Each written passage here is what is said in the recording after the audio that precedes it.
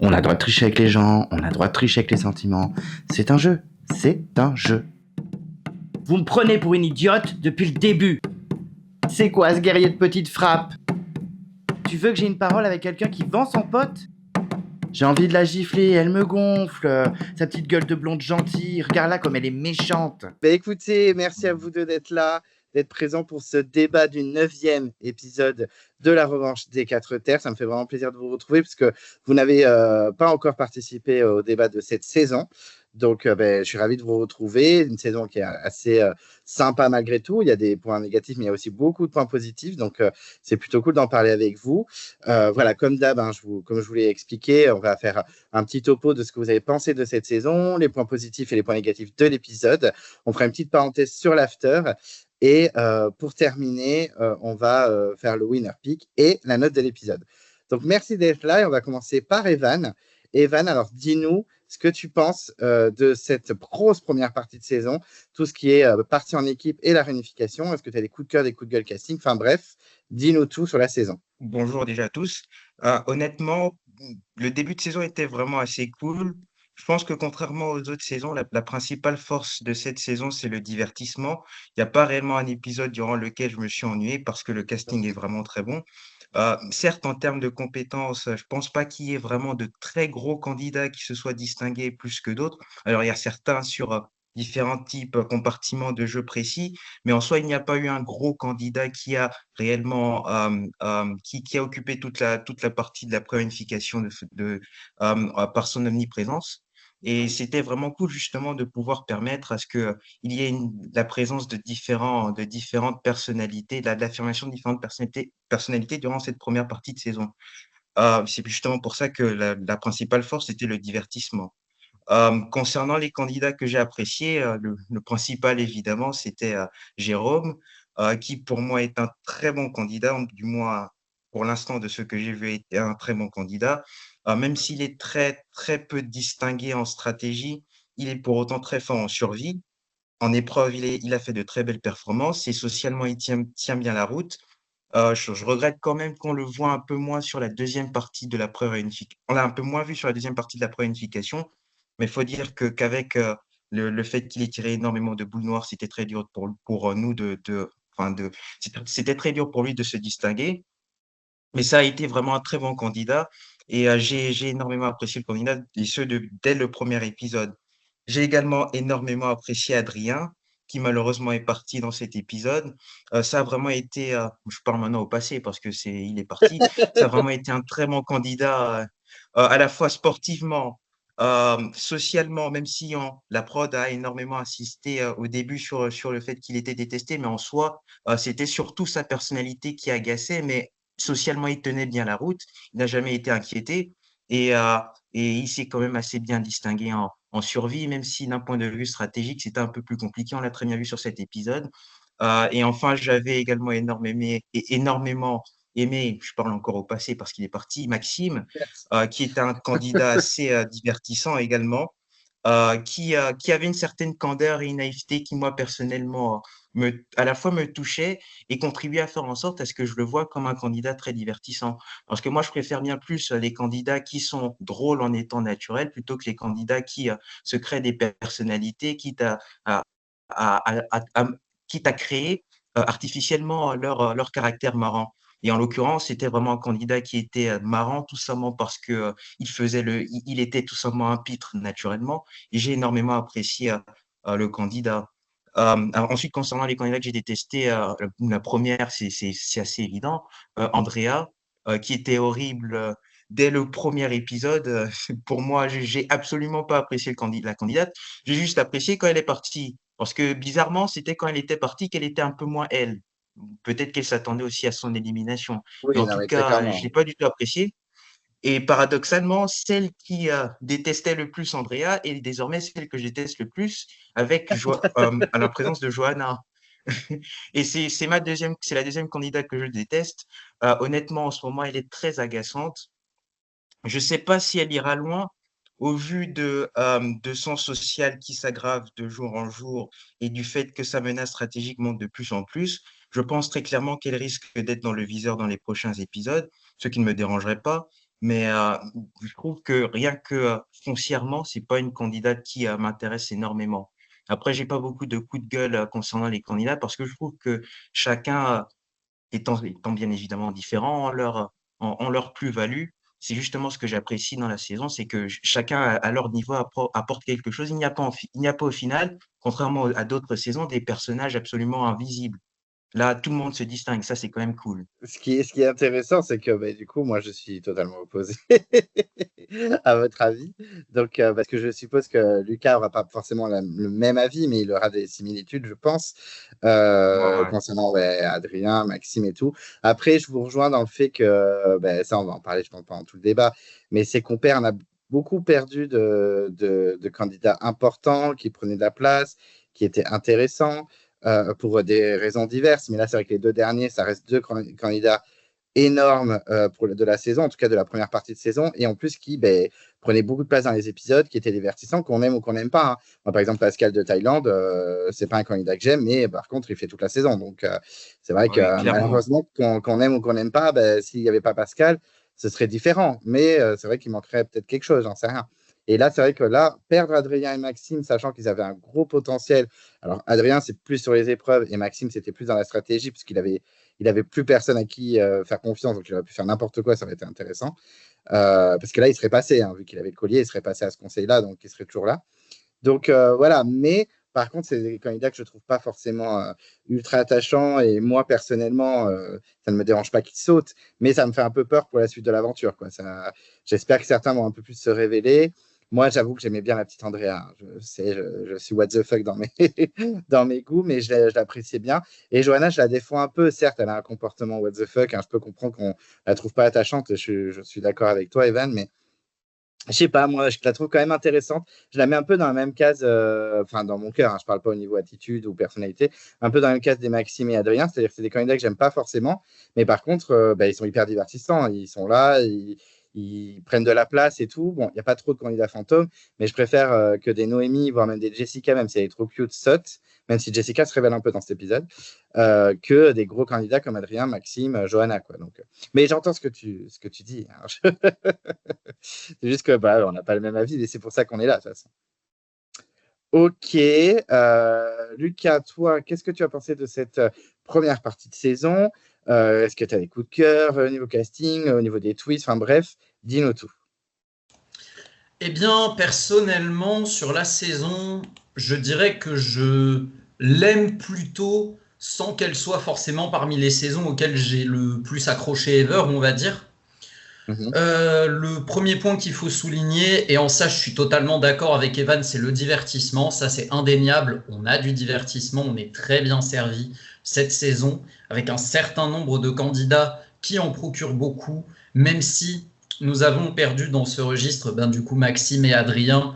Et je pourrais même inclure Andrea dedans, même si c'est pas le divertissement que moi j'apprécie personnellement. Reste que c'est un personnage qui a fait le show, qui a eu des punchlines, qui a offert un conseil mémorable. Je pense que ça aurait donné une séquence encore plus mémorable si les violets avaient été au conseil et qu'elle avait viré Johanna avec son Ouais. collier, pardon, comme elle avait probablement l'intention de le faire.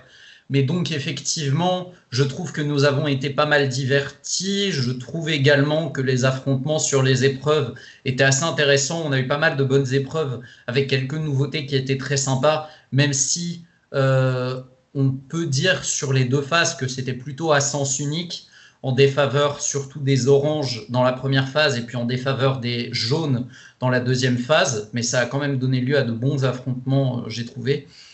Les twists aussi me plaisent plutôt. Finalement, le nouveau twist des quatre terres, enfin le retour du twist des quatre terres, je trouve que ça marche bien. Et puis surtout, ça permet une chose que j'attendais vraiment parce qu'on n'en a pas eu dans les deux dernières saisons, une recomposition des équipes. Ça, c'est magnifique. Je trouve que c'est essentiel dans le KL moderne. Ça apporte beaucoup de renouvellement dans le jeu. Ça permet de créer de nouvelles relations, de chambouler celles qui existent déjà. Je trouve que c'est essentiel dans une saison et ça a plutôt fait son taf.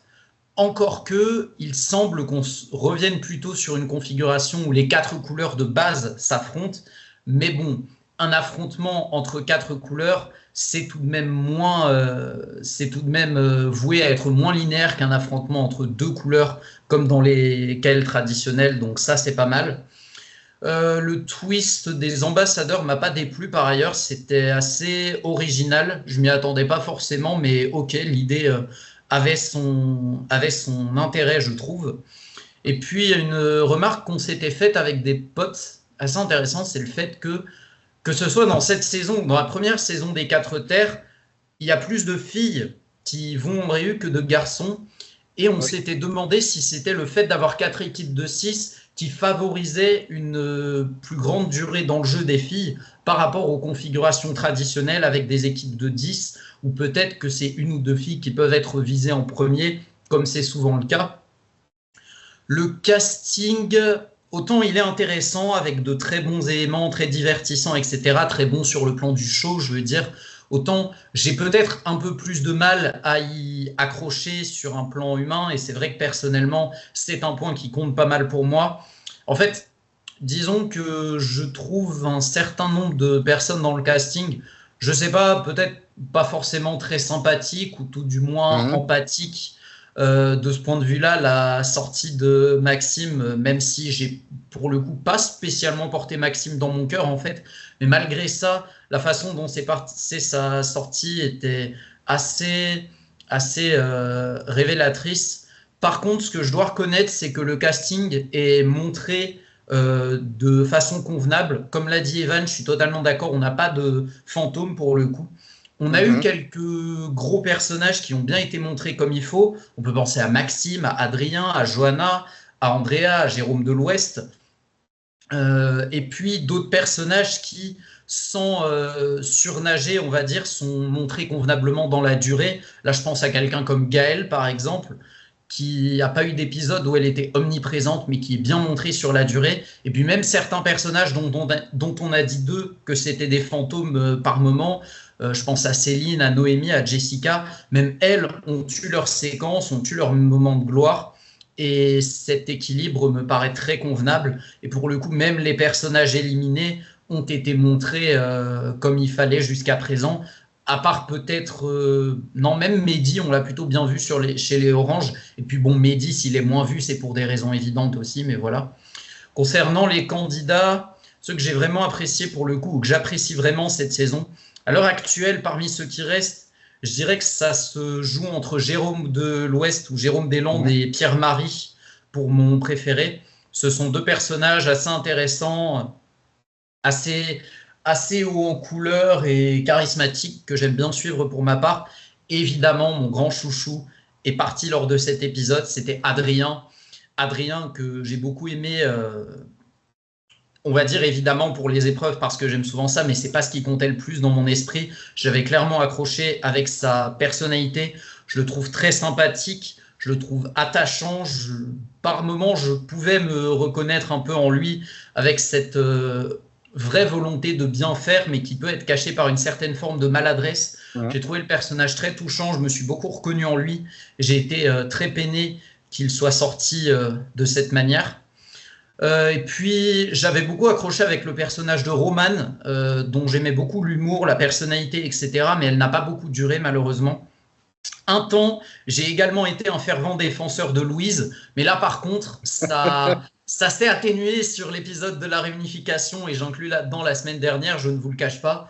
Sur les personnages que j'apprécie moins, je citerai effectivement Andrea, moi aussi. Et puis, Johanna est de moins en moins fan de Céline.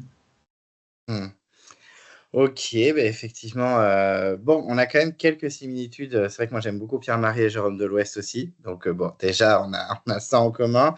Mais c'est vrai que voilà, je me retrouve face à deux fans d'Adrien, deux gens qui n'aiment pas trop Andrea et Johanna. Bon, après je comprends, franchement je l'entends. Après cette saison, je sais pas comment si ça le fait pour vous aussi, mais j'ai pas d'énormes coups de cœur. C'est-à-dire que j'ai plein de candidats que j'aime bien. Voilà, style Gaël, Pierre-Marie, voilà, etc. Mais par contre, j'ai pas mon petit poulain en mode. Après, c'est que moi, hein, c'est moi avec l'émission, hein. Ça se trouve, certains vont être complètement fans de Pierre-Marie ou de je ne sais qui. Mais c'est vrai que par rapport aux années d'avant, j'ai pas mon petit poulain. Donc déjà, c'est un petit peu compliqué. Et c'est le fait aussi, comme vous l'avez dit tous les deux, que le casting, mais il soit. Voilà, ça. Il n'y a pas de fantôme, mais en même temps, il y en a certains qui sont mis en avant, mais il y en a beaucoup qui sont mis en avant. Donc, c'est un peu, voilà, c'est difficile d'avoir son petit chouchou, je trouve, même si forcément, comme vous l'avez dit, vous avez cité plein de noms, vous avez forcément ceux que vous appréciez le plus et ceux que vous aimez le moins, très clairement. Pour réagir à ce que tu as dit, effectivement, c'est vrai que le fait qu'il n'y ait pas qu'il n'y ait pas de poulain, c'était une réflexion que je m'étais fait aussi. Souvent, j'ai un peu tendance, moi, à classer les candidats en fonction de mon appréciation par 5 tiers et en mettre dans le tiers j'adore. Autant dans la tribu maudite, t'en avais 5 voire 6 qui rentraient dans cette catégorie cette saison, à part Roman et Adrien, dont j'ai été un fervent supporter. À l'heure actuelle, si Jérôme Delouest et Pierre-Marie sont mes préférés, je dirais pas non plus que c'est mes chouchous all-time. Et puis une autre réflexion que je m'étais faite, c'était que l'année dernière, dans les chasseurs d'immunité, j'étais intervenu dans le débat de la réunification, du Conseil de la réunification, et la candidate que j'appréciais le plus à l'époque, qui était Léa Rouge, venait d'être éliminée. Oui, oui. Et cette fois-ci, j'interviens pour le Conseil de la réunification, et c'est mon poulain, à savoir Adrien, qui est éliminé. J'en conclus que je ne vais plus jamais intervenir dans tes débats du Conseil de la réunification, parce qu'à chaque fois, c'est mon chouchou qui part à la trappe, en fait. C'est une malédiction. C'est comme moi avec l'orientation. Chaque fois, c'est mon petit favori. Ben, regarde, même la dernière saison de Tribu Maudite, qui s'est viré, c'est Cécile, en fait. Donc, Et à la chaque saison fois, d'avant, c'est. Amri. Voilà, donc carnage, c'est n'importe quoi, de toute façon. Je voulais juste revenir sur ce que tu as dit concernant le fait qu'il n'y ait pas quelqu'un qui se distingue dans la saison Mhm. pour toi. Moi, je suis totalement d'accord avec ça parce que je pense que le fort de la saison est également ce qui contribue à ce qu'on ait bien moins d'attaches pour les candidats, à savoir le fait qu'il y ait un Mhm. casting bien trop diversifié.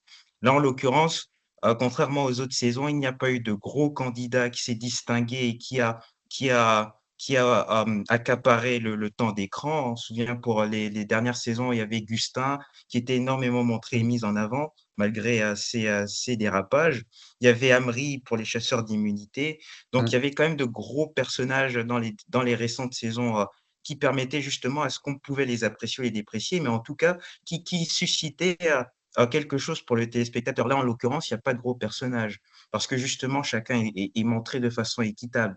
C'est ça qui contribue à la fois au fort de la saison, mais qui contribue aussi un peu dans un autre sens à ternir la saison. Et ensuite, je voulais aussi revenir sur ce que Lucas avait dit concernant la recomposition des équipes. Alors, je vais un peu être conservateur sur ce sujet-là, mais honnêtement, j'aime bien quand il n'y a pas de recomposition des équipes. Et a posteriori, si je me base sur la façon dont la recomposition des équipes s'est passée dans cette saison, honnêtement, j'aurais aimé qu'il n'y ait pas de recomposition des équipes. D'autant plus que on a eu très rarement 4 équipes. C'est la deuxième fois qu'on a 4 équipes. Oui. Et très rarement, la prod fait en sorte à ce que les twists qu'elle met initialement arrivent jusqu'à la fin. Par exemple, pour la guerre des chefs, pour les 4 terres, ce que j'avais regretté, c'est qu'on n'ait pas eu les 4 équipes jusqu'à la réunification. Là, par exemple, ça aurait été intéressant de voir comment les dynamiques auraient évolué, si les oranges allaient continuer à perdre ou si les violets n'allaient pas aller à un conseil. J'étais intéressé en tout cas de voir comment les dynamiques allaient évoluer. Et je trouve que justement, ce qui a terni la deuxième partie de l'après-réunification, c'est qu'il y avait une dynamique qui était bien trop évidente. Les rouges étaient trop forts, les jaunes étaient bien moins forts, et à chaque fois, on avait le même schéma qui se répétait. Donc, je pense qu'à posteriori, je n'aurais pas forcément apprécié qu'il y ait une recomposition des équipes dans cette saison. D'autant plus que ça a mis ça a contribué à mettre de côté certains personnages qui étaient assez importants au tout début, comme Jérôme, par exemple, qu'on a Mhm. moins vu. Bah, j'avoue que moi, je suis vachement team swap, très clairement. Mais c'est vrai que j'aurais peut-être. Alors, moi, si j'avais eu le choix, j'aurais dit swap direct, hein. Mais c'est pas faux que. Enfin, j'entends un petit peu ton avis, ton sentiment sur ça, le fait de ne pas faire de swap. Avec 4 équipes, on n'a jamais vu. On l'a vu avec la guerre des chefs où ils étaient 3. Et on a vu qu'au final, ben, on s'est dit, ah, les rouges, ça va dégager. Et puis, qui c'est la gagnante? Ben, c'est Maud. Donc, tout est possible. Mais c'est vrai qu'à 4 équipes, ça aurait été intéressant. Pendant que tu parlais, je t'écoutais, puis j'essayais d'imaginer ce qui allait se passer s'ils se réunissaient tous sans avoir été séparés. Alors, je pense qu'il y a des équipes, ça aurait été chaud quand même, parce que déjà, l'Ouest, ils étaient plus que 3. Imaginons, ils continuaient la débandade. Ben, ils étaient plus que 2. Je sais pas comment ils auraient fait, mais je pense qu'il y a eu ça aussi. Bon, de base, je pense qu'ils avaient prévu de faire le swap, hein, mais clairement, ça arrangeait bien les oranges parce que résultat, ils se retrouvent tous les 3 à la réunification, alors que sans swap, vu comment ils perdaient à chaque fois, il y avait des grandes chances que Noémie vire et puis ensuite les 2 mecs soient peut-être dispatchés, j'en sais rien, je sais pas comment ils auraient fait. Peut-être qu'au final, en fait, ils auraient dispatché les 3 dans chacun, mais ils auraient été condamnés, en fait. Ils auraient servi de joker dans chaque équipe. Ça aurait été, à part peut-être Jérôme de l'Ouest, avec son côté, voilà, padré, etc. Mais, en vrai, je ne suis pas forcément contre pas de swap. Mais là, je pense que cette saison, ça aurait été tendu pour les Oranges, même pour les Verts, en vrai. Parce ils auraient pu aussi faire la débandade. Mais je comprends, parce qu'au niveau stratégique, ça aurait été intéressant qu'ils se retrouvent toutes les 4 équipes, sans avoir interagi les uns avec les autres, comme ils ont fait avec le swap, quoi. Donc, je comprends ton sentiment. Alors, on va reprendre avec Evan. On va parler des points positifs de l'épisode d'hier, qui était un demi-épisode pour nous, hein, les vrais fans. Hein. Nous, on est un petit peu en colère de ça. Donc, on va voir si vous aussi, Lucas et Evan, vous êtes colère de ça. Donc, Evan, quels sont les points positifs de cet épisode? Qu'est-ce que tu as aimé hier soir? Je vais être assez bref vu qu'il n'y a pas énormément de points positifs dans l'épisode. C'est un épisode coupé en 2, donc il fallait s'y attendre. Honnêtement, si je devrais donner des points positifs à l'épisode, je pense que ce qui me viendrait principalement en tête, c'est l'épreuve d'immunité, parce qu'elle était vraiment très bonne pour le coup. Je pense qu'on a eu des performances qui étaient un peu moins impressionnantes que celles qu'on a eu d'habitude d'avoir sur cette épreuve, mais le suspense était présent. Par exemple, j'aurais pas misé sur un Jérôme de l'Ouest qui arrive deuxième, vu sa corpulence et vu la corpulence justement d'autres personnes qui étaient fines, pardon, et qui avaient bien plus de chances de gagner cette épreuve. Mais il a été très bon. Euh, Également, j'aurais pas misé sur la victoire de Louise parce que pendant la période pré-réunification, elle n'était pas forcément très bonne sur les épreuves, certes collectives, mais elle n'était pas forcément énormément distinguée. Et donc, je pense pas que c'était le personnage qui me venait le plus en tête pour la victoire sur cette épreuve. Et justement, le fait que j'ai été dédié montre qu'il y avait un certain suspense. Après, si je dois mettre de côté l'épreuve, je pourrais peut-être mettre en avant le début des stratégies. Il y avait eu très peu de stratégies pendant la période Mhm. pré-réunification C'est et c'était vrai. à chaque fois fait par les mêmes personnes. Johanna qui essayait des choses, mais essayait et ne réussissait pas. Mhm. Mais là, avec la réunification, on a quand même vu que la stratégie revenait et ça, c'était quand même cool à voir, même si au final, elle a plus ou moins desservi au candidat que je voulais qu'il reste, à savoir Adrien. Et enfin, je pense que je mettrai en avant, je sais pas, peut-être le fait que l'épisode, dans son contenu, je dis bien dans son contenu, était quand même assez court. Parce que Mhm. d'habitude, ils adorent traîner en longueur, enfin, il y avait quand même pas mal de portraits, mais d'habitude, ils adoraient traîner en longueur, mettre énormément de portraits. Mais je pense que vu qu'il y avait une émission de Kael qui venait après, sur les Oui. secrets de koh ils ont fait en sorte à ce que le contenu de l'émission soit bien plus court et donc c'était bien plus digeste à suivre, même si avec les publicités, cela fait en sorte à ce que on finisse quand même assez tard. Mais le contenu en soi de l'épisode était bien plus court et ça c'était plus cool parce que ça permettait de faire en sorte à ce qu'il n'y ait pas de remplissage bien trop important. Mais je pense que ce sont uniquement les seuls points positifs que je peux donner à l'épisode. L'épisode pour moi est bien plus négatif que positif. Ah oui, bon, d'accord. Au moins, c'est dit, c'est fait. Mais je suis d'accord. Au niveau de l'épreuve, il y a eu des surprises. Voilà, l'épisode n'a pas trop traîné en longueur, même si je trouve qu'il y a eu beaucoup de remplissage. On a quand même 4 portraits. D'ailleurs, celui de Louise, il a duré à peu près 2 heures, hein, donc on était tranquille. Non, ouais, je suis assez d'accord avec toi. Il y avait quelques points positifs, mais il y a quelques. Voilà. Mais je comprends un petit peu ton avis. Est-ce que Lucas, toi, il y a des avis qui sont les mêmes que Evan, ou alors il y a des divergences. Enfin bref, dis-nous ce que tu as aimé dans l'épisode d'hier. Eh ben, je suis vraiment désolé parce que pour le coup, je ne vais pas être très original. Evan a dit tout ce que je pensais quasiment 2 positifs de l'épisode. C'est vrai que l'épreuve d'immunité, elle est assez intéressante et évidemment, je tire mon chapeau à Jérôme de l'Ouest que j'aurais pas forcément vu finir second de cette épreuve. J'aurais pas vu tomber dans les premiers non plus parce que déjà à l'épreuve des bambous, il avait montré beaucoup de résilience, mais au point de tenir second, le man, bon, déjà parvenir à arriver à la réunification en étant un élément fort de ton équipe quand tu as plus de 50 ans, c'est une prouesse qu'on ne voit pas toujours dans Gaël, donc chapeau à lui. Et en plus, il s'est montré particulièrement polyvalent sur les épreuves. Franchement, pour ce qu'il a fait jusqu'à présent, s'il quittait la saison sans avoir au moins une victoire individuelle, je serais deg parce qu'il le mériterait de ouf. Phrase qui s'applique également pour Adrien, qui a été très bon sur les épreuves d'équipe, mais qui ne soulèvera pas, qui ne s'inscrira pas dans le palmarès des victoires individuelles. Pourtant, même s'il a été 6e sur 14, je tout de même souligner la résilience dont il a fait preuve lui aussi, parce que il s'est beaucoup accroché, on voyait la souffrance sur son visage pendant de longues minutes, mais il n'a pas lâché, il s'est vraiment accroché jusqu'au bout, chapeau à lui, c'était assez admirable, même si je me demande à quel point est-ce que ça aurait pu jouer contre lui par la suite, au moment des choix du conseil.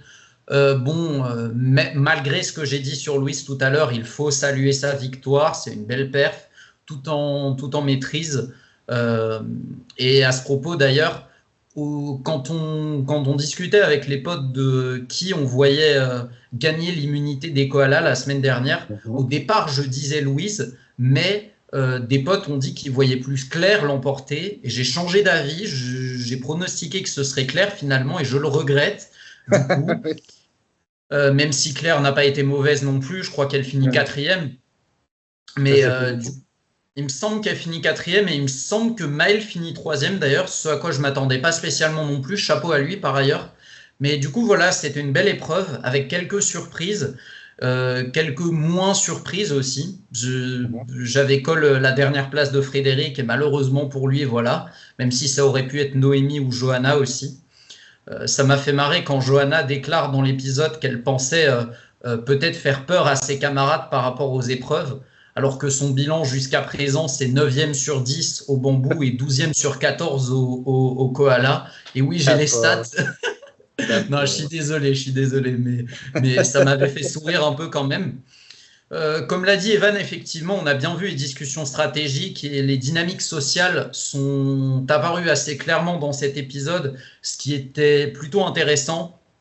Certains éléments étaient dans la continuité de ce qu'on a vu dans les épisodes précédents, ce qui était pas mal, comme le fait qu'Adrien salue les progrès de Naïs et met en avant le fait que ça passait beaucoup mieux pour lui vis-à-vis d'elle qu'avant, alors que pour elle, pas du tout. Elle a dit que s'ils n'étaient pas tous les deux bleus, elle voudrait l'éliminer. Génial. Mais ça, c'était assez clair. On a un peu vu qui tirait les ficelles par-ci par-là. On a vu le rôle que Maël prenait notamment, ainsi que le tandem Gaël-Céline. Chez les Bleus, on a vu que Jessica faisait un peu office de tête pensante, tout comme Pierre-Marie d'ailleurs. Et là, c'est dans la continuité de ce qui a suivi précédemment. Donc voilà, les dynamiques apparaissaient assez clairement. À une exception près, je trouve qu'on ne comprend pas si bien que ça pourquoi le bleu qui est choisi par l'Alliance Orange-Verte, c'est Adrien. Ça me paraît un peu moins clair, mais j'aurai l'occasion d'y revenir dans les points négatifs.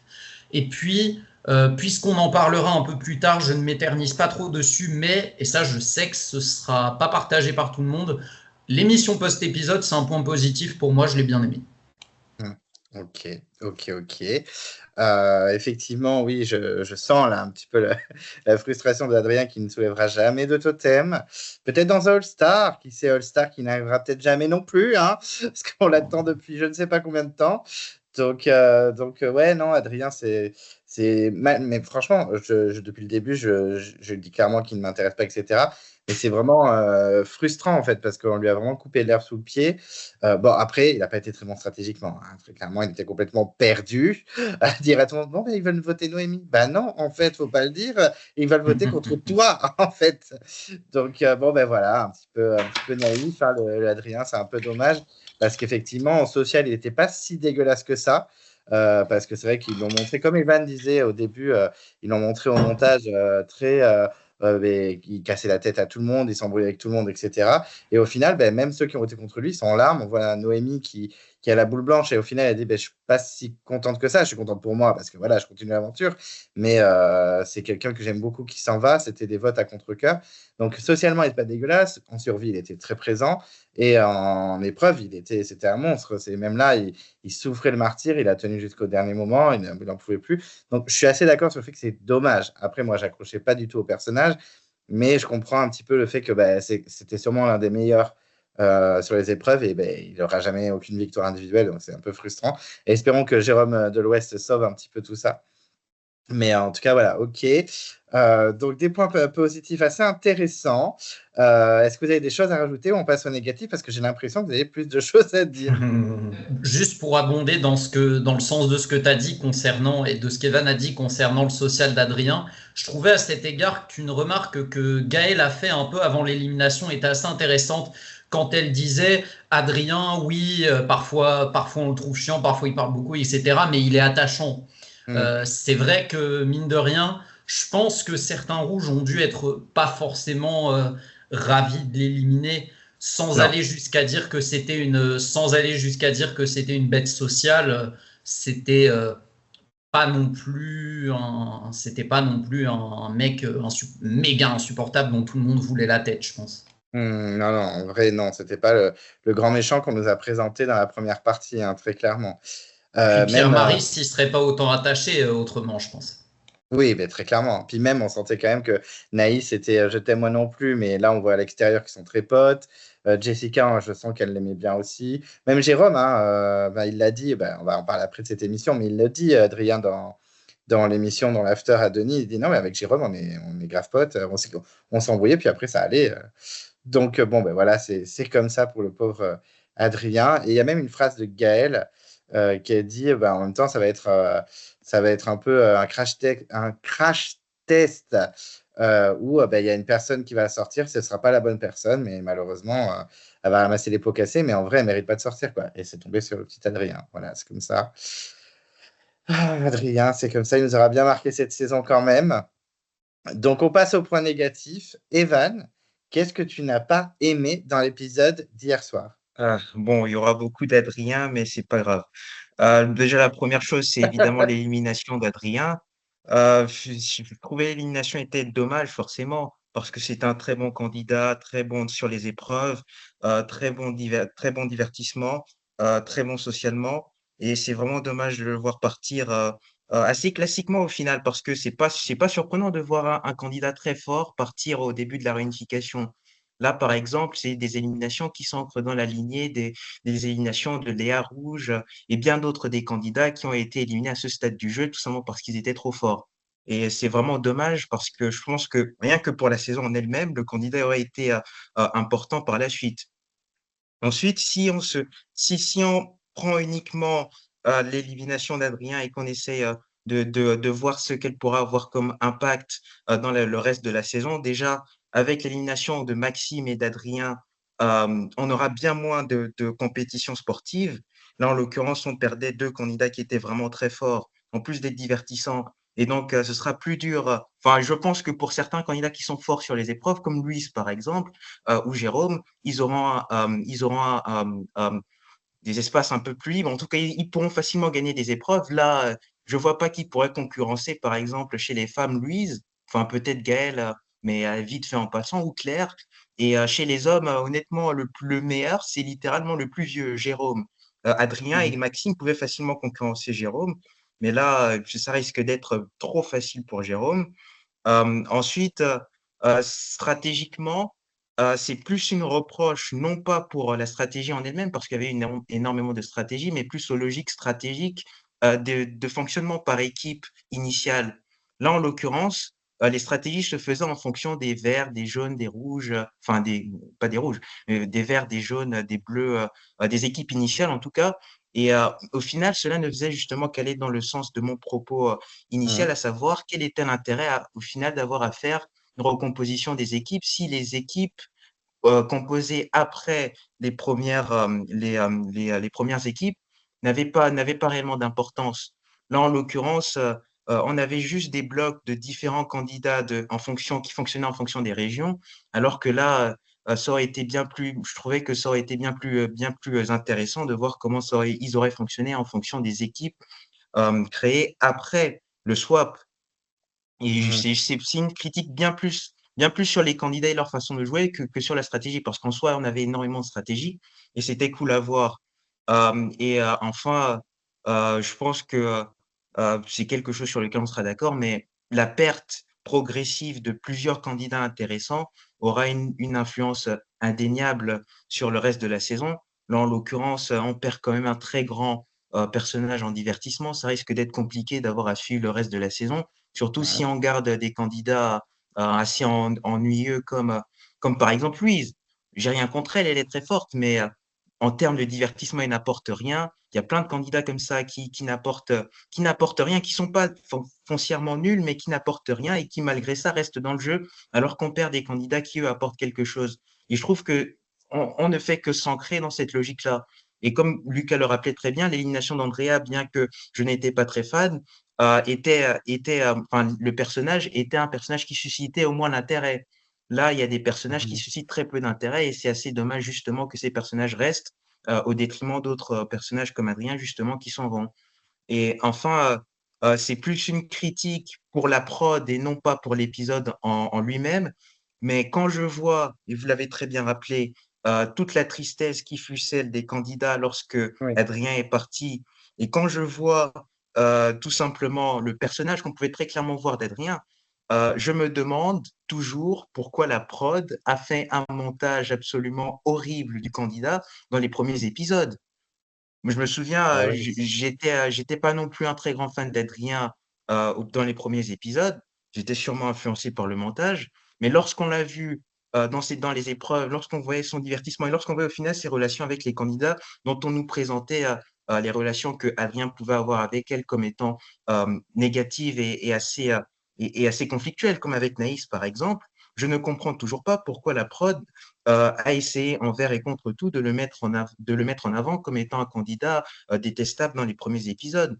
Moi, c'est quelque chose que j'ai pas du tout apprécié, enfin que j'ai pas du tout apprécié a posteriori et qui, moi, tend justement, encore une fois, à m'interroger sur la partialité de la prod, ou du moins le manque d'impartialité de la prod.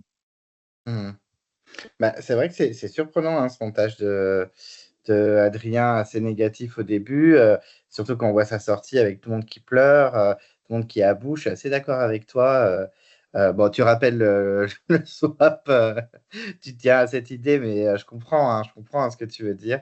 Mais c'est vrai que, bon, ben, comme tu l'as dit, il y a beaucoup d'Adrien dans tes points négatifs. En même temps, bon, c'est celui qui est sorti, c'était un peu voilà, le personnage de cet épisode, donc c'est pas étonnant qu'on en parle beaucoup. Mais effectivement, ouais, ce montage un peu what the fuck, où on a l'impression qu'il a un social catastrophique, alors qu'en fait non. Hein. Un social catastrophique et qu'au final, ben, quand il s'en va, tout le monde est attristé, que ce soit ben, les gens qui ont voté pour lui ou les gens qui ont essayé de le sauver. Donc ouais, c'est un peu what the fuck, je suis assez d'accord avec ça. Est-ce que Lucas, tu as des choses à ajouter sur les points négatifs? Qu'est-ce que tu n'as pas aimé dans cet épisode? Yes. Juste, je me faisais une réflexion. Est-ce que quand Adrien sort, les gens étaient. Enfin, est-ce que quand Adrien sort, il y a eu tellement de gens tristes que ça? Moi, je me rappelle de Noémie et de Pierre-Marie, mais à part ça, je sais plus trop comment les gens avaient réagi en vrai. Bah, ils sont pas en larmes, mais tu sens que ben, pendant tout l'épisode, ils le disent. Céline et Gaël disent bah, ça me fait chier de voter pour lui, il faut le faire. Ouais. Il y a notamment aussi Louise qui le dit, alors qu'elle le connaît pas tant que ça. Bon, Maël, il en parle, on le voit pas, mais on sent quand même que, bien sûr qu'ils sont pas au bord des larmes et tout, mais on sent que ben, ça les fait chier de virer Adrien.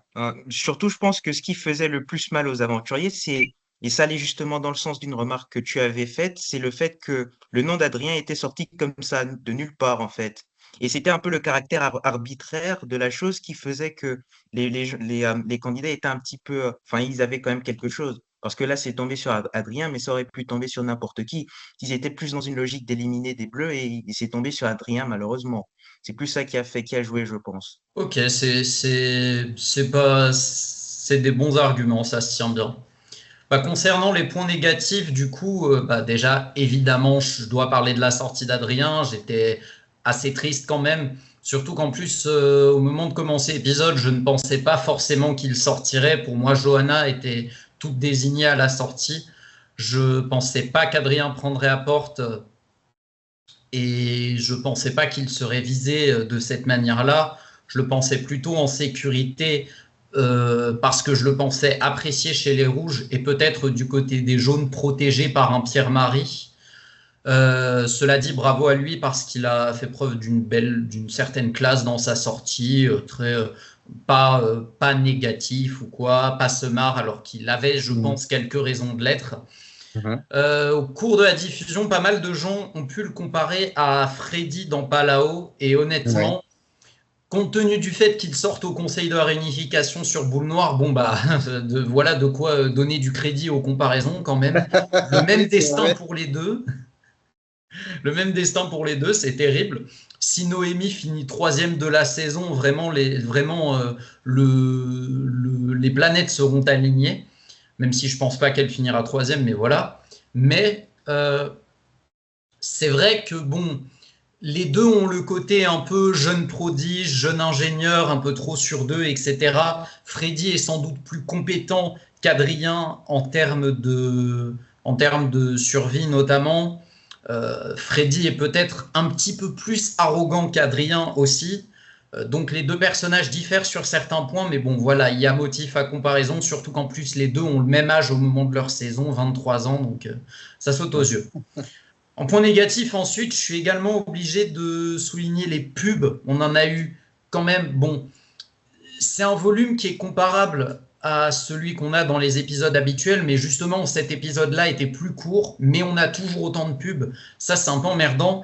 Et surtout, la première pub arrive trop tôt et la deuxième arrive juste avant la fin de l'épreuve de l'immunité. Ça, je trouve que c'est quand même un peu nul. Surtout qu'en plus, certains ont relevé qu'on voyait Louise avec le totem dans la bande-annonce de l'épisode. Donc, le fait de mettre ce suspense pour eux ne servait absolument à rien.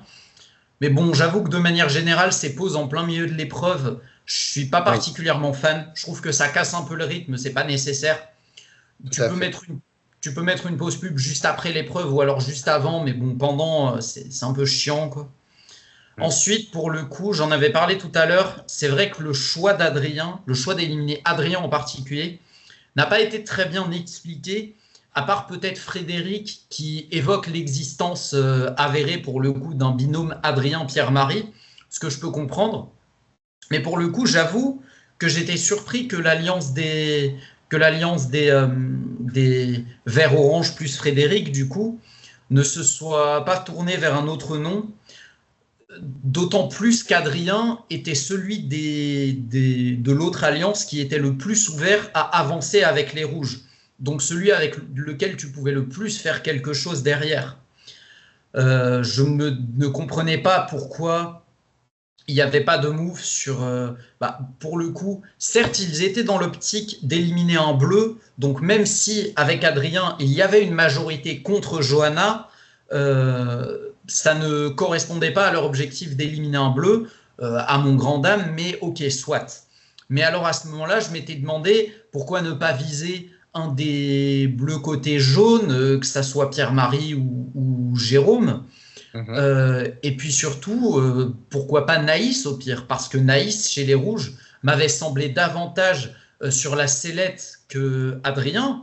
Donc, au pire, s'il y a un Rouge à sacrifier, je pensais que ce serait elle avant lui. Et puis, peut-être que l'argument des épreuves joue contre Adrien, mais ne pas oublier que Naïs en a remporté une aussi quand même. Naïs n'est pas un bras cassé sur les épreuves non plus. Donc, c'est vrai que le fait qu'une Naïs soit pas visée plutôt qu'Adrien, ça a pu un peu me surprendre. Peut-être que ça s'est joué au social et que Naïs était finalement plus apprécié qu'Adrien. Ou alors peut-être que c'est juste que tout le monde craignait le binôme Pierre-Marie-Adrien. Justement, dans l'after, on voit Frédéric qui vote pour cette raison en disant c'est vrai. Séparer le binôme avec Pierre-Marie. Donc je pense que ça a joué. Naïs, elle est un peu perdue quand même. C'est vrai. Peut-être qu'ils se disent qu'Adrien est trop instable et que c'est trop dangereux de le garder dans le jeu. Pour le coup, j'avoue d'ailleurs que dans cette séquence-là, quand Adrien va voir Céline, Gaël et Maël et qu'il est en mode attendez, les gens ils disent que vous voulez voter contre moi, ça n'a aucun sens, etc. Machin chouette. J'avoue que le fait qu'il le critique, qu'il râle sur lui en mode oh là là, Adrien, arrête, etc. Ça m'avait un peu gavé dans la mesure où les gars, vous êtes en instance de l'éliminer. Il a un peu le droit d'être en détresse quand même. Enfin, faites un minimum preuve d'empathie avec le mec que vous allez évincer sans la moindre vergogne. Enfin, je sais pas. Ça, je n'ai pas trouvé ça très cool. Et d'ailleurs, en particulier, le voting confess de Céline m'a un peu agacé, j'avoue, quand elle a déclaré « Adrien, je ne te fais plus confiance ». Bon, lequel des deux voulait trahir l'autre en premier? Je pose la question. C'est un peu gonflé de dire ça, quoi. Je trouve que c'est particulièrement gonflé, en fait. Parce que de base, c'est Céline qui a tiré en premier, c'était Adrien qui voulait rester fidèle au rouge, quoi. Enfin bref, ça c'est pas grave. J'avoue que Céline, moi qui la défendais depuis le début de la saison, même son comportement avec Johanna, je l'ai trouvé un peu limite. Certes, Johanna prend de la place et c'est vrai que bon, bah, elle est agaçante. Elle est agaçante dans le sens où elle veut un peu prendre les choses en main et ça peut être compliqué à vivre quand on est sur son camp de base parce que Gaël dit sur notre camp, mais c'est le camp de tout le monde maintenant. C'est plus le camp des rouges, c'est le camp de la tribu réunifiée. Mais je trouve que Céline a été assez dure en mode ouais, ça m'a mis le démon et tout. Enfin, je comprends la phrase de Johanna en disant mais la meuf, elle a 40 ans, elle me casse la tête pendant le feu, quoi. Donc, ouais, Céline m'a un peu déçu dans cet épisode. Et en plus, j'avais oublié qu'elle avait dit ça sur Adrien, alors que c'était elle qui voulait l'éliminer. Même si c'était à contre-cœur, elle a quand même mis son prénom. C'est ça le truc. Mais on a plutôt un avis similaire sur Céline. C'est vrai que personnellement, le clash Johanna-Céline, honnêtement, je m'en foutais un petit peu dans la mesure où je m'en fiche un peu des deux. Enfin, dans l'aventure, évidemment. Hein, voilà. Bien sûr. Mais c'est vrai que ce clash-là, je ne m'étais pas trop intéressé. Mais ouais, par la suite, Céline m'a un petit peu déplu, on va dire. Pour le coup, j'étais aussi surpris que l'alliance bleu-Johanna-Claire n'évoque même pas un seul instant le nom de Frédéric, alors qu'il avait une voix de pénalité contre lui. Bon, on comprend pourquoi ils ne l'ont pas fait. Johanna et Claire ne voulaient certainement pas voter contre lui. J'imagine que les Rouges n'étaient pas très chauds non plus, parce qu'il avait l'air apprécié dans l'équipe rouge. Mais j'aurais bien aimé au moins qu'on montre un passage où il parle de voter Fred, parce que pour le coup, dans un conseil où ça joue en 7 contre 7, une voix de pénalité, c'est un atout qui peut être décisif. Et puis les deux alliances, on peut le penser avec eux aussi. Il y a peut-être ça aussi. C'est possible. Peut-être que les Violets pouvaient se dire Frédéric peut nous rejoindre par la suite. C'est une possibilité. Bon, c'est plus lui qui va être choqué des filles. Je pense que la semaine prochaine, ça va clasher. Hein. Ouais, c'est vrai. Les remarques de Pierre-Marie et Frédéric sur le fait que les deux étaient surpris de certains votes, elles étaient assez intéressantes. Et pour le coup, j'espère qu'il y aura une suite à ces remarques. J'espère que ça va. J'espère que. Toi, tu regardes pas le pré-générique, toi?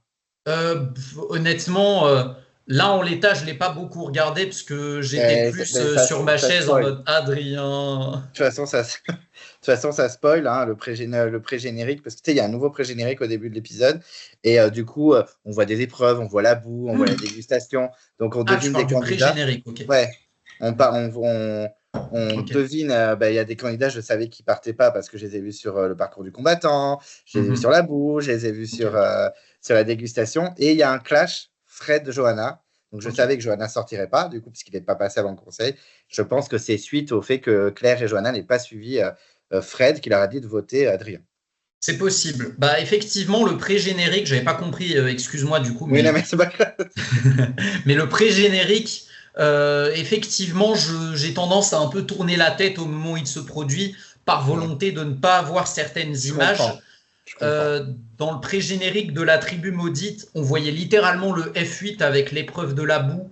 Et même si j'avais eu de la chance de ne pas le remarquer et donc de ne pas comprendre qui était dans le F8, à ce moment-là, je m'étais dit un truc comme ça peut se reproduire. Je vais éviter de regarder le pré-générique cette fois-ci, mais ok, c'est bien parce que pour le coup, qu'ils mettent ces remarques de Pierre-Marie et de Frédéric, mais que derrière il n'y ait aucun suivi à l'épisode suivant, ce serait dommage. Là, il y en aura a priori, donc très bien. Il y en aura normalement, si j'ai bien compris. Normalement.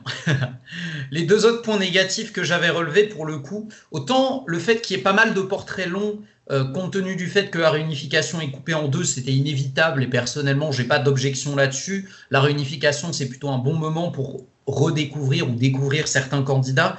Le truc qui m'a dérangé, c'est le portrait long de Jérôme, parce que c'est le deuxième portrait long de Jérôme de la saison. On en avait Ah eu ouais? un à l'épisode, ouais, on en avait eu un à l'épisode 2 ou à l'épisode 3. Et pour le Ah coup, là, ouais. c'est, ouais, la séquence là où il fait le parcours du combattant avec ses filles, je me rappelle qu'elle avait déjà été montrée dans ce premier portrait long. Donc, Ah ouais, le, ok, j'avais pas fait ouais, gaffe. ouais, le second portrait diffère un peu du premier, mais tout de même, on voit que certaines séquences sont réutilisées, donc c'est assez absurde pour moi. D'ailleurs, je me demande si c'est pas aussi le deuxième portrait long de Johanna en y réfléchissant, parce que Je me rappelle Johanna plus. je crois que Johanna avec ses chiens, c'était pas montré dans son portrait court, mais j'ai souvenir d'avoir déjà vu la séquence. Après, peut-être qu'il l'avait juste montré au confort des proches, auquel cas voilà. Mais et puis le dernier point négatif, pour le coup, lui, il concerne l'émission finale, enfin l'émission d'After, parce que Oui. dans l'After, après l'émission, ils ont montré une séquence du parcours du combattant. Je ne dis pas si c'est le combattant masculin ou féminin, parce que Ah oui, oui, ça m'a saoulé aussi. ça peut être indicateur de quelque chose, Ah donc on va. bah clairement, oui, C'est on va pas ça, spoiler pour ceux qui n'ont pas vu, Ouais, c'est mais ça. on oui. voit une candidate qui trace sa route, quoi.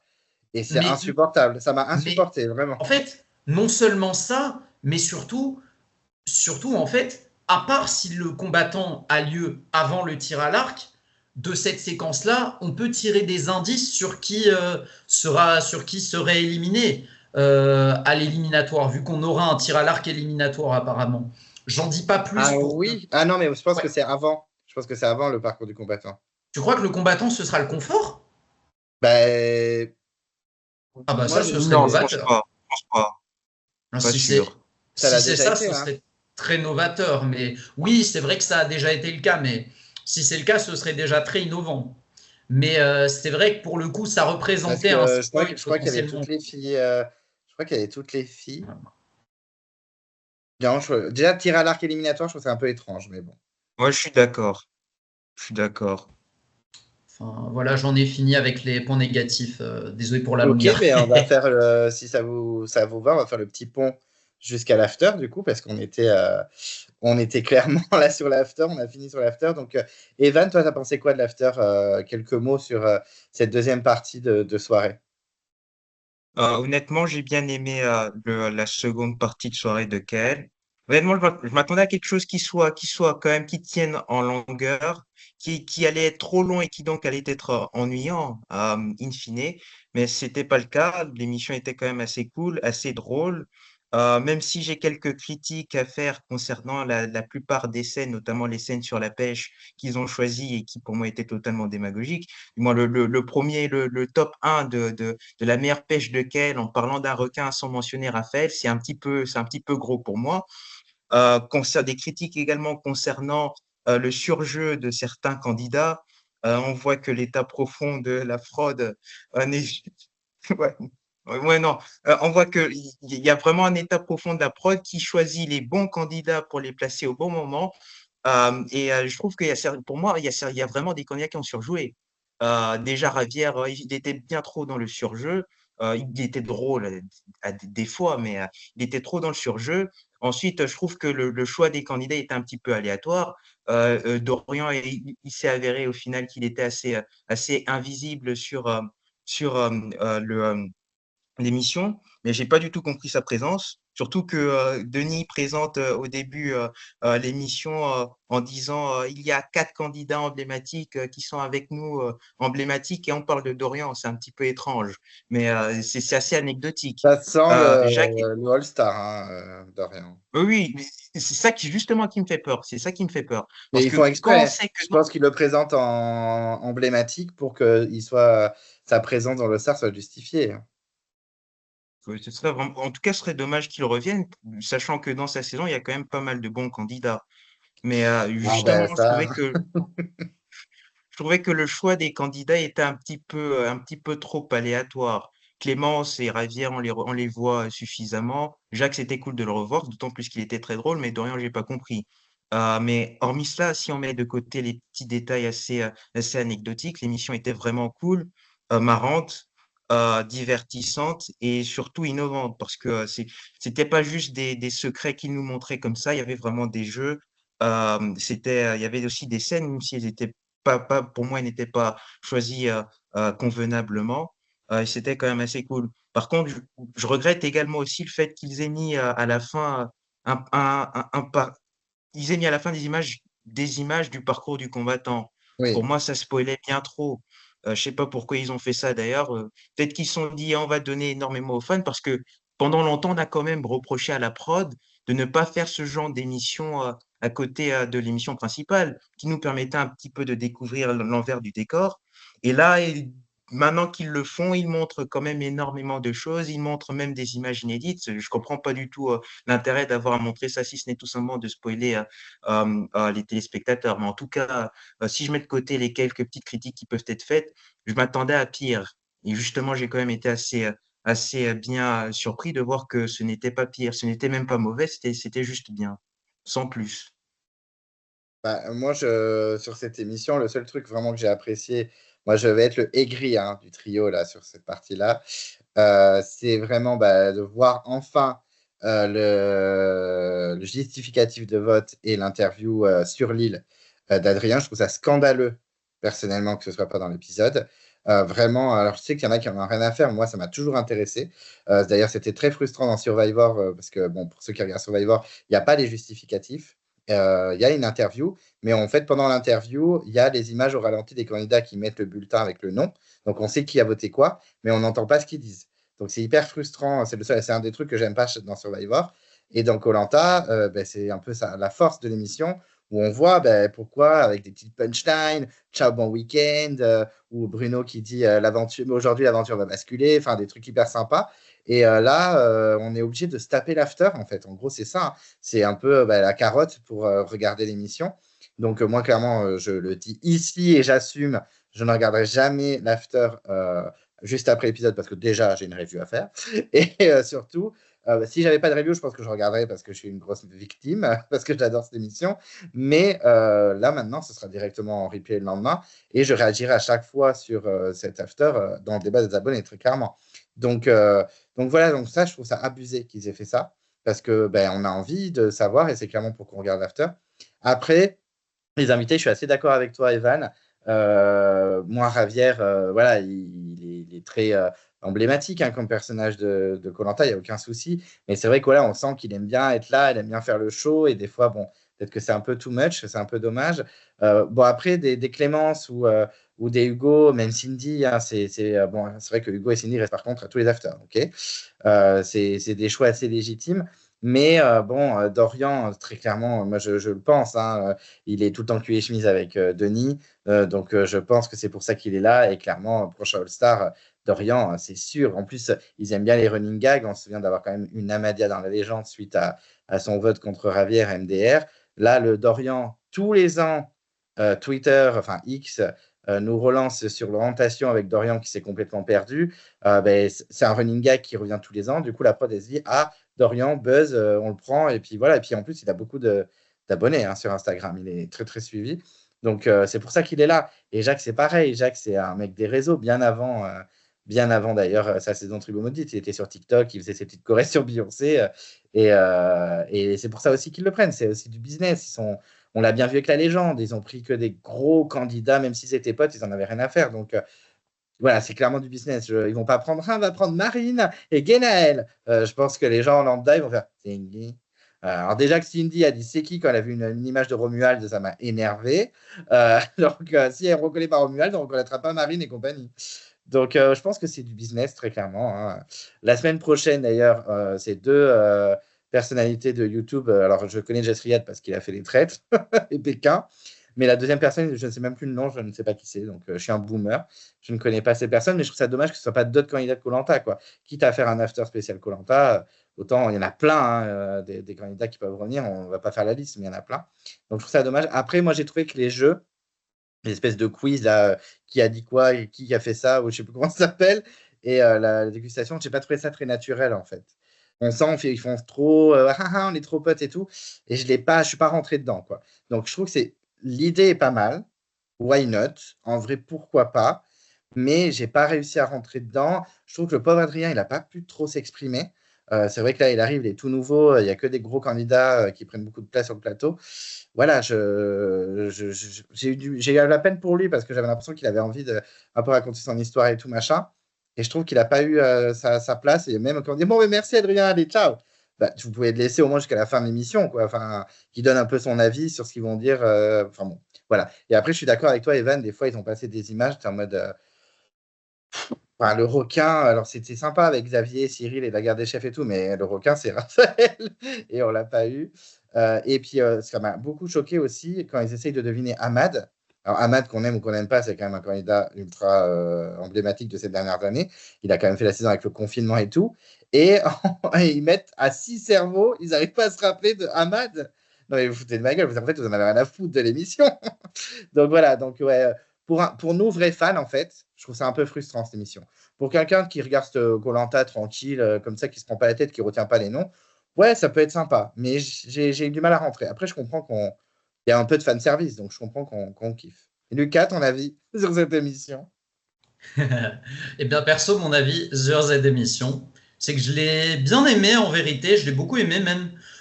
Pour évacuer les 2 points qui m'ont un peu déçu. Pour le coup, sur la phase quiz, un certain nombre des questions étaient effectivement pas dingues. Pour le coup, la séquence avec Ahmad, certes, les gens se rappelaient pas de son nom, etc. Mais moi, ce qui me saoulait un peu, c'était la question en mode haha, MDR, est-ce qu'un candidat a déjà respecté la distanciation sociale? Bon, ça fait un peu, on nous rabâche regardez-le, il est tout seul, MDR. Je sais pas si c'est peut-être un peu too much. Surtout qu'en plus, ça a fait qu'on s'est retapé cette séquence bien cringe au possible avec Delphine qui hurle. Est-ce que c'était nécessaire? Je ne sais pas. Et je pense que même Delphine n'était pas contente. Hein. Je te jure. Mais elle doit bien avoir le seum que TF1 ait encore les droits à l'image pour elle. Hein. Je pense, effectivement. Je pense. Parce que Brice de Malaisie, ils ont bien tout coupé. On l'a bien pas vu sur les poteaux. Ah, on a entendu son juron en italien quand il est tombé, cela dit. Oui. Mais ça m'a un peu saoulé, ouais. Et puis, ouais, comme tu l'as dit, le fait qu'ils mettent des influenceurs random, moi j'espérais que enfin random non, j'imagine qu'ils sont connus, mais moi je me dis, bon, qu'est-ce qu'il faut pour commenter, ça n'a pas d'intérêt en fait. Ouais, c'est ça le truc. Et pour le coup, j'espérais qu'ils nous mettraient 4 nouveaux candidats chaque semaine, et je me disais, c'est pas mal. On va avoir un gros turnover, on va avoir pas mal de monde, ça va être très intéressant. On va peut-être même voir Théoura. Mais ce serait pas choquant qu'ils viennent. Hein, ce serait pas choquant qu'ils viennent du tout. Mais pour le coup, c'est vrai qu'à la place de ça, bon, avoir ces 2 gars-là, j'ai rien contre eux. Hein, je ne sais pas ce qu'ils font comme contenu. Puis pour le coup, s'il y en a un qui a fait les traîtres, j'imagine qu'on peut considérer qu'il a un certain rapport avec ce milieu-là. Mais bon. Et il a fait Pékin aussi, hein, Just Riyad. Il a fait Pékin. Ok. Ouais, bon, à la limite, ça peut se comprendre. Mais c'est vrai que, puisqu'on est sur une émission un peu dans le délire fan service, bon, je me doute qu'ils vont pas nous mettre Clem Coco et Zakou qui vont critiquer l'émission pendant 1 heure. Ça, c'est tout à fait normal. C'est tout à fait normal. Je comprends qu'ils veuillent tout de même mettre des gens qui vont pas être trop méchants avec eux, on va dire. Mais bon, ils auraient. Alors, c'est de la merde cet épisode, putain. Non, pour le coup, qu'ils ne veuillent pas des invités qui vont être trop critiques avec eux, ça, il n'y a pas de souci, je peux le comprendre. Mais ils auraient pu, quitte à être dans le fan service, un peu faire venir je sais pas, des Maxime, des Anto du Rire, des gens qui ont une certaine audience, mais qui ont un rapport avec l'émission. Ils les apprécient pas non plus, hein. Oui, je sais. Ils les ont un petit peu embêtés aussi. Hein, oui, je sais, Anto. Bah, justement, je regardais la parodie de l'épisode 8 d'Anto du Rire tout à l'heure et il parlait du strike qu'il avait eu. C'était pas exceptionnel. C'est tout le monde. Hein. Tu peux être Maxime 10 000 abonnés, 20 000 abonnés ou je sais pas moi, le pauvre Zakou que j'adore, hein, avec je sais pas 50 abonnés, je sais pas combien il a d'abonnés. Ils vont emmerder tout le monde. Hein, parce que c'est dommage parce que. Ouais, c'est dommage. Ouais. C'est vraiment dommage. Et puis, pour le coup, bon, c'est sûr qu'en ayant été emmerdant avec les youtubeurs, ils se sont fermés des portes vis-à-vis de ça. Mais pour le coup, je pense que faire intervenir des youtubeurs qui ont une grande audience, mais qui sont un peu spécialisés dans cette émission, ça aurait été intéressant. Pourquoi pas même un The Guild? The Guild, pour ceux qui ne le connaissent pas, c'est un youtubeur Minecraft qui fait des concepts en tout genre. Et récemment, il a fait un Survivor sur Minecraft. Ça pourrait être intéressant. Ça pourrait parler à leur public jeune. Et puis en même temps, c'est un mec qui a un vrai rapport avec l'émission. Donc, enfin, je sais pas. Mais je pensais qu'on resterait sur le truc des 4 candidats par émission. Et pour moi, ça aurait été mieux comme ça. Mais bon, je me suis un peu éternisé là-dessus. Je m'excuse. Pour en venir sur les points positifs, la watch party qu'on a eue en début, c'était assez intéressant. Bon, quand Ravière il s'est foutu de la gueule d'Adrien qui disait moi j'ai des valeurs, etc. Je me suis dit un peu j'avais le seum. Je comprends pourquoi il dit ça, mais j'avais le seum quand même. Mais bon, les plus survivorix de ta commu qui ont regardé ça, eux auront probablement apprécié. Mais c'est vrai que c'était drôle, c'est pas étonnant venant de Ravière. Bah oui, Autant la séquence du quiz m'avait pas trop plu, autant celle de la dégustation, j'ai beaucoup apprécié.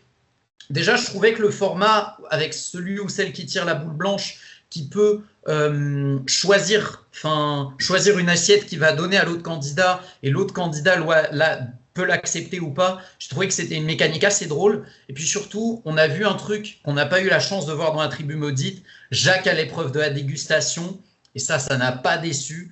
Je sais que certains pourront penser que Jacques en a fait too much et qu'il a fait exprès. Personnellement, j'ai tendance à croire que c'est réel. Non, je pense que Jacques, il est comme ça. Hein. Ouais, je pense que c'est réel également. Le fait d'avoir le casting, d'ailleurs, les 4 candidats qui sont venus, en plus d'Hugo et Cindy, moi j'ai trouvé que c'était cohérent, c'était plutôt un bon casting. Certes, Dorian a été invisible dans l'émission, enfin invisible, non, mais il a été moins en vue que les autres. Mais j'avoue que personnellement, malgré ça, je le considère tout à fait légitime pour un All-Star. Ça a été un personnage important des 4 terres. Il y a l'argument du potentiel sur les épreuves qu'il doit maintenant concrétiser puisqu'il est si souvent passé proche d'une victoire. Puis j'avoue qu'à titre personnel, je l'ai beaucoup apprécié, peut-être même davantage que Loïc dans la saison des 4 terres, donc je serais très content de le revoir. Mais au-delà de ça, je pense qu'il mérite. Sur la séquence du quiz, il y avait 2 trucs qui m'avaient fait marrer, cela dit, ou qui m'avaient plu. Pour le coup, c'était le fait qu'ils soient prêts à montrer des séquences qui ne dataient pas de 2019 ou plus récemment. Ils ont été prêts à mettre quelques vieilles séquences aussi, de Raja en pâte, de Malaisie et même de Panama. J'étais vraiment choqué quand ils ont montré les koalas dans Panama, mais j'ai bien apprécié qu'ils l'ont fait. On a vu qu'Alban était flouté et Raphaël était caché par son koala, mais j'imagine qu'il l'aurait été si jamais il avait été amené à être amené de plus près. Déjà qu'on n'a pas vu sa séquence du requin, comme dit Evan, ça c'était bien dommage, mais pas surprenant. Par contre, Romuald de pas flouté, est-ce le présage d'un prochain KL? On sait qu'après tout, il était envisagé comme réserviste. Ah, tu penses pas, Clément? Non. Ah, dommage. Mais non. Ok. Mais j'aurais bien aimé, mais non. Ok. Mais c'était sympa de revoir Romuald, et puis j'ai bien aimé quand même qu'ils mettent quelques séquences des vieilles émissions. Ça, c'était cool. Alors comme ça, Denis arrive à se rappeler de trucs qui datent d'il y a plus que 4 ans. Incroyable. Après, la venue d'Adrien, c'était bien chouette. J'avoue que bon, la petite déclat de Cindy envers lui, ça m'a beaucoup plu. D'ailleurs, elle allait dire qu'il avait le 5e S, qui était, j'imagine, le show ou quelque chose. Oui. Mais Ravière a dit saoulant, ça m'a tué. Je crois que Ravière était moins fan d'Adrien pour le coup. Mais la petite déclat de Cindy, j'ai trouvé ça trop mignon. C'est vrai que je ne l'avais pas trop appréciée, mais elle est remontée un peu dans mon cœur. Ça m'a tué aussi ce qu'Adrien a dit concernant Jérôme Sud, le fait que dans son téléphone, il était enregistré comme le petit merdeux de 44 ans. C'était du génie, j'ai trouvé. Voilà, je crois que j'ai à peu près tout dit. Si l'autre truc qui m'avait fait rire, c'était que Hugo, qui mine de rien, je pense que c'est lui le plus fan des 6, parce que à la séquence où on a parlé du mec paralysé en mangeant, c'est lui qui s'est rappelé de Franck. Il ne s'est pas rappelé de son prénom, mais on voit qu'il s'en est rappelé parce qu'il a parlé, je cite, du mec qui ressemble à François Bayrou. C'était très drôle. Mais Hugo, je pense que c'est le plus fan des 6, avec peut-être Ravière, du coup. Mais donc, je pense qu'il peut, comme host aux côtés de Denis, il a un potentiel. Et puis, je pense que Cindy va faire son taf aussi. Donc, voilà, j'ai un peu balancé en vrac, hein, désolé. Voilà pourquoi je m'identifie en Adrien aussi. Mais c'était une émission cool. Et puis, je trouve que ça n'a pas été trop en surface, on va dire. Et la séquence avec le koala et les coulisses était très chouette aussi. Bon, pas passé donc Winner Pick et à note de l'épisode pour conclure ce débat. Evan, qui vois-tu c'est la saison aujourd'hui? Il reste encore 7 épisodes, je dirais. Allez, 7 épisodes, on va dire. Voilà, tu peux me citer un ou deux noms, même un garçon, une fille. Enfin, fais comme tu veux. Et surtout, combien tu mets à l'épisode. Pour les winner pick, je pense que je mettrai en homme. Je vais pas faire l'erreur que j'ai fait dans les dernières saisons, mais je dirais Jérôme. C'est un choix qui est pas très original, mais je pense qu'honnêtement, de tous les hommes, c'est le seul qui me semble avoir un montage assez conséquent, parce qu'il est De quand même l'Ouest. assez mis en. Oui, de l'Ouest. Ouais, pas celui du Sud. C'est le seul homme, enfin l'un des seuls hommes à avoir à être suffisamment mis en avant. On le voit quand même dans pas mal d'épisodes. Il n'est jamais montré négativement, donc pour l'instant, je dirais que il est en tout cas bien parti, d'autant plus que socialement, il tient bien la route. Donc je ne serais pas surpris qu'il gagne. Après, justement, l'erreur que je peux faire, j'avais fait cette erreur avec Amri, c'est de penser que c'est parce que c'est celui qu'on voit le plus chez les hommes et c'est parce que c'est le meilleur des candidats, en tout cas, du moins celui que je considère comme étant le meilleur, qu'il va nécessairement gagner. Là, en l'occurrence, je ne serais pas surpris que la prod refasse comme ce qu'elle avait fait dans Les Chasseurs d'Immunité, à savoir qu'elle mette en avant enfin, qu'elle mette en avant un gros personnage pour ensuite faire en sorte à ce que les plus petits personnages, qui au final, les plus petits personnages, enfin, qu'on ne se doute pas que les plus petits personnages vont gagner et qu'au final, on soit surpris du résultat. Elle avait fait, par exemple, avec Léa dans Les Chasseurs d'Immunité. Et là, je ne serais pas surpris qu'elle le refasse encore une fois. Mais je pense honnêtement que chez les hommes, le seul qui, pour moi, peut gagner, sachant que je pense que pour moi, principalement, le gagnant sera sûrement une femme, au vu de la dynamique de la saison. Le seul qui peut gagner chez les hommes, pour moi, c'est Jérôme. Après, chez les femmes, c'est un nom que j'avais déjà en tête depuis le début de la saison, mais qui fait encore plus que se confirmer. Et je le dis à contre-cœur parce que j'apprécie pas. Je pense que celle qui sera la plus à même de gagner sera sûrement Louise. Parce que je ne serais pas surpris que la prod fasse une sorte de montage qu'elle a déjà fait dans le passé pour des candidates comme Tania ou bien des candidates comme Cindy, en mettant en avant Louise comme étant une candidate qui était quand même assez fébrile psychologiquement dans la première partie du jeu, parce que psychologiquement elle était réellement, d'autant plus que sur les épreuves elle n'était pas très efficace, pour au final mettre en avant le fait qu'elle va se révéler progressivement pour ensuite, gagner potentiellement la saison. Donc c'est pour ça que je pense que Louise pourrait être gagnante. Après, chez les femmes, honnêtement, je vois pas trop qui pourrait également gagner. Il y a que Louise qui, pour moi, apparaît comme gagnant potentiel. Je dirais peut-être Gaëlle, parce que elle n'est certes pas trop montrée positivement, comme Lucas l'a bien dit, du moins montrée tout court, mais elle n'est pas également montrée négativement. Et je pense que c'est quelque chose qui contrebalance avec la plupart des montages qu'on a vus pour l'instant. Donc je ne serais pas surpris en tout cas qu'elle aille très loin, au moins au F5. D'autant plus qu'avec avec le jeu des alliances, pour l'instant, elle est assez bien positionnée. Mais honnêtement, je vois, hormis Jérôme et lui, je vois pas trop qui pourrait gagner pour l'instant. Peut-être qu'il y aura d'autres candidats qui se révéleront, mais c'est vraiment les deux que je mettrais comme étant les principaux, enfin ceux qui pourraient le plus facilement gagner. Puis concernant la note de l'épisode, je dirais sur 10, je vais pas non plus être très gentil, mais je dirais à 5, parce que l'épisode n'était pas non plus très mauvais. Il y avait de la stratégie, ce qui était cool. Il y avait quand même on a quand même eu une très bonne épreuve d'immunité avec un beau suspense. Mais le problème, c'est que les épisodes coupés de la réunification, pour moi, c'est jamais la moyenne. Et plus encore, le fait que l'épisode a eu une finalité absolument détestable, en ce que Adrien a été éliminé, pour moi, c'est quelque chose qui contribue justement à ce que l'épisode soit directement enfin, que je catégorise l'épisode comme étant très mauvais. D'autant plus qu'en soi, si on met de côté la stratégie et également l'épreuve d'immunité, c'était beaucoup de remplissage, beaucoup de publicité et très peu de contenu. Mais ça va de soi avec le fait que les épisodes coupés en deux sont toujours très ennuyeux. Et alors, 5 sur 10, ben, En vrai, ça passe.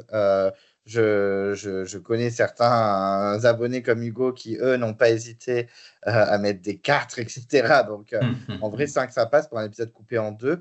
Je ne serais pas beaucoup plus gentil que toi. Donc, je ne te juge pas. Et pour les winner picks, ben, écoute, pareil, je ne vais pas te dire tout de suite mes winner picks, mais en vrai, c'est pas déconnant. C'est vrai que Jérôme West a un super montage. Il n'est jamais montré négativement, même quand il n'est pas stratégique ou qu'il n'est pas, voilà, qu'il s'énerve des fois. Je me rappelle quand il avait jeté le truc du feu. Voilà, il est rarement montré négativement, donc je suis assez d'accord. Et pour Louise, c'est vrai qu'elle a fait une belle remontada dans cet épisode.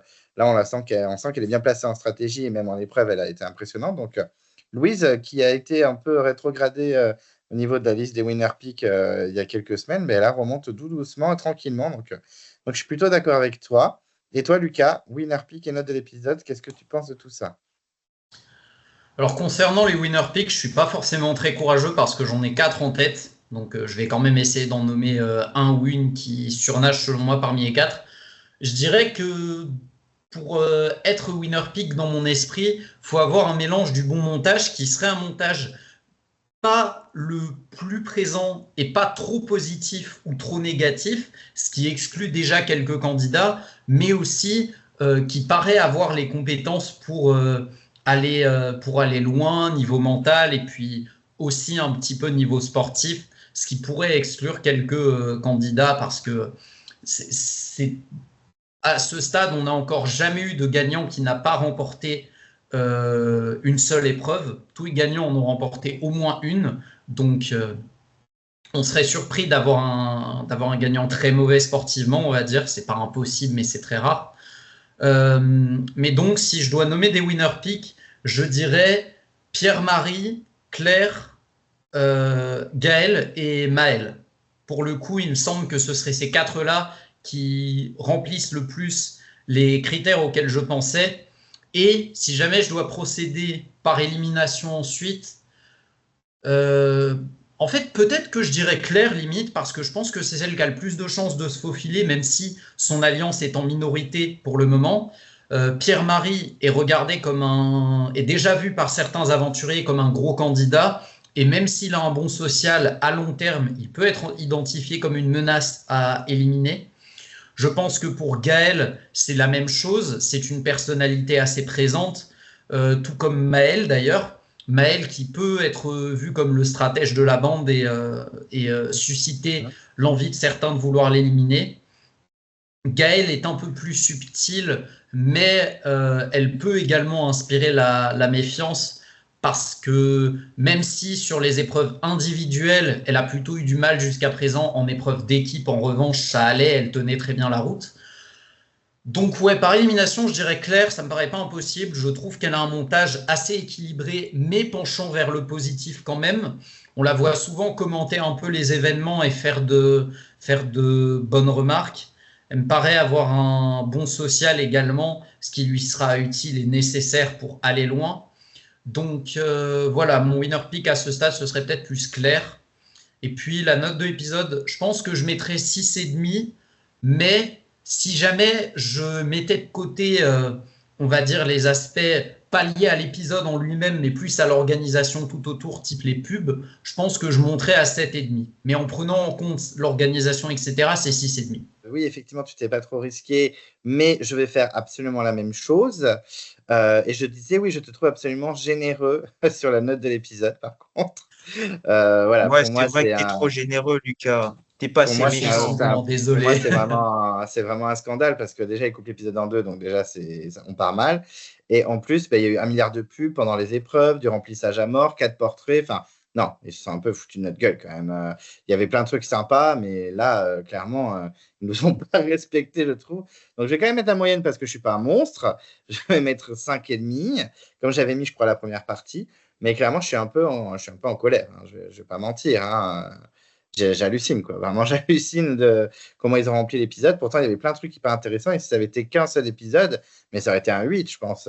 Franchement, ça aurait été incroyable, quoi. Mais bon, ils ne nous ont pas respecté comme d'hab. C'est comme ça. Et au niveau des winner picks, ben, je ne vais pas trop mouiller non plus, comme je disais. Moi, clairement, au niveau filles, Gaëlle est toujours en tête, mais Louise n'est pas loin. hein, très clairement. On parlait beaucoup de Claire, mais là, je trouve que Louise et Gaëlle, pour moi, sont mieux placées au niveau du montage, au niveau de comment elles sont montrées, au niveau des performances et tout ça. Même si Gaëlle était un peu décevante sur l'épreuve du koala, je m'attendais à beaucoup mieux. Et pour les mecs, j'avoue que ça se joue pour moi entre Pierre-Marie et Jérôme de l'Ouest. Pour moi, c'était clairement Pierre-Marie. Je suis omnibulé par Pierre-Marie Winner Peak. Mais c'est vrai qu'Evans, ce qu'il a dit, c'est pas faux. C'est vrai que Jérôme de l'Ouest est extrêmement bien montré. Donc, en fait, on a un petit peu les mêmes. Il y a beaucoup les mêmes noms qui reviennent. Hein. Donc, pas de Noémie, pas de Céline, pas de Jérôme du Sud. Clairement, c'est mort. Ne pensez-vous pas que le montage de Jérôme de l'Ouest soit un peu trop positif pour qu'il soit le gagnant? C'est possible. Euh, C'est un risque. sur cette question, quand même, on a un précédent qui est assez récent. Moi, je me souviens d'un Thibaut à partir de la réunification dans la tribu maudite qui était montré bien trop positivement que je pensais qu'il allait être éliminé au poteau assez classiquement d'ailleurs. Mais au final, il a gagné. Donc, je pense que pour moi, je ne serais pas surpris en tout cas qu'il gagne. Puisque on a déjà vu des candidats qui étaient montrés uniquement positivement. Et dans son cas, je ne sais même pas s'il peut être montré négativement. S'il y a quelque chose de négatif qu'on peut montrer concernant Jérôme. Non, mais je suis pas partial en disant ça. Mais je me souviens que le montage de Thibaut dans la tribu, non, le montage de Thibaut dans la tribu maudite, il était également bien trop positif qu'on ne pouvait pas se dire. Et qu'on pouvait se dire, et à juste titre, qu'il n'allait pas gagner. Mais au final, il a gagné. Donc, je ne serais pas surpris que la prod refasse de même une fois de plus. C'est possible, mais après, tu vois, Thibaut, autant, certes, Thibaut avait un montage plus positif, mais il y avait plus positif que lui. Hugo et puis ensuite Ilyes, on leur a donné des sacrés montages de héros peut-être encore plus impressionnants que celui de Thibaut. Tandis que Jérôme Jérôme Deslandes, c'est son surnom officiel, je ne sais pas s'il y a des montages plus positifs que le sien à ce stade. Je pense peut-être que pour le montage enfin, le montage moins important qu'avait Thibaut en comparaison avec celui d'Hugo Ilyes, c'était surtout dû au fait qu'il ne se distinguait qu'en survie. Et il faut dire qu'en survie, il était bien trop montré. Là où Hugo et Ilyes, au moins, ils avaient une certaine importance sur les épreuves, qu'ils faisaient en sorte à ce que la prod les mettait en avant justement sur ce point-là. Et sur les épreuves, Thibaut, il n'a gagné qu'une seule, enfin que deux, pardon, et c'était dans le tard. Donc, je pense que c'est vraiment ça qui a joué énormément. Est-ce que vous avez des choses à rajouter dans ce débat où on a fini? Moi, pas spécialement, juste merci Clément et Evan, j'ai trouvé que c'était grave cool comme débat, franchement. J'espère que vous avez bien kiffé aussi. Ouais, c'était très sympa. Moi, je Moi me suis aussi. battu avec mes micros, mais c'était sympa. Écoutez, merci à vous deux pour ce débat. C'était très sympa. Vous reviendrez sûrement dans la saison, même s'il n'y a plus beaucoup d'épisodes. Donc, va falloir que je fasse mon petit planning. Mais en tout cas, merci à vous. Et puis voilà. Puis on se revoit très, très vite sur la chaîne et ailleurs. Bisous Clem, bisous tout le monde. Merci. Bonne soirée. Bonne soirée. Salut les gars. Merci Ciao, pour ciao. tout. Salut. On a le droit de tricher avec les gens, on a le droit de tricher avec les sentiments. C'est un jeu, c'est un jeu. Vous me prenez pour une idiote depuis le début. C'est quoi ce guerrier de petite frappe? Tu veux que j'ai une parole avec quelqu'un qui vend son pote? J'ai envie de la gifler, elle me gonfle. Sa petite gueule de blonde gentille, regarde-la comme elle est méchante.